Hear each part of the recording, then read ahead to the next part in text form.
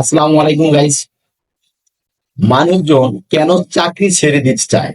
প্রশ্নটা অনেকেই করে থাকে। আজকাল মানুষ কেন চাকরি ছেড়ে দিতে চায়? মতামতের গুরুত্ব না পাওয়া, ওয়েলিং মানে যোগ্যতার থেকেও তেলকে বেশি গুরুত্ব দেওয়া হয়। যিনি চুপচাপ কাজ করে যাচ্ছেন, শান্তশিষ্ট ভাবে কাজ করেই যাচ্ছেন। ইনক্রিমেন্টের সময় কিছু লোক চলে যাব চাকরি ছেড়ে চলে যাব, আজকে যাব কালকে যাব, মানে এরকম কথা বলতে থাকে।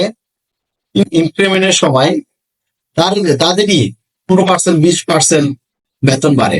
আর যারা শুধু কাজ করে যাচ্ছে, কোনো কিছুই বলে না, তাদের 5% বা 6% বেতন বাড়ে। যারা সিনিয়র তারা ভাবে আমি সব জানি।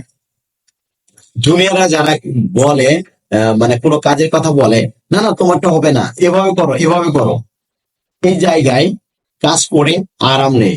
সকল মানুষেরাও জুনিয়রদের দেখে তুমি বলো এটা কাজ এভাবে করলে কেমন হবে, তুমি বলো তোমার আইডিয়া দেখি। এরকম আইডিয়া নিয়ে সিনিয়ররা অনেক সময় সফলতা হয়। এই জিনিসটা যদি না থাকে, সহজ কাজটাকে আননেসেসারি ভাবে কঠিন করে ফেলা।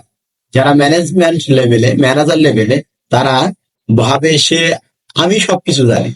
না, আমি একটা সিনিয়র লোক, আমি যদি কাজটাকে লম্বা বা বড় করে না দেখাই তাহলে কেমনে দেখাবো, মানে কেমন দেখাবো সেটা মনে পড়ে।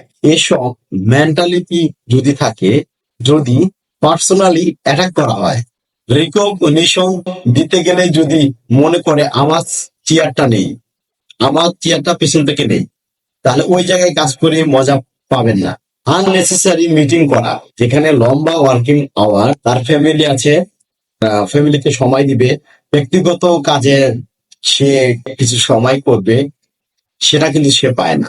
বর্তমান সময়ে মানুষকে তেল দিতে দিতে দিতে দিতে এই অবস্থা।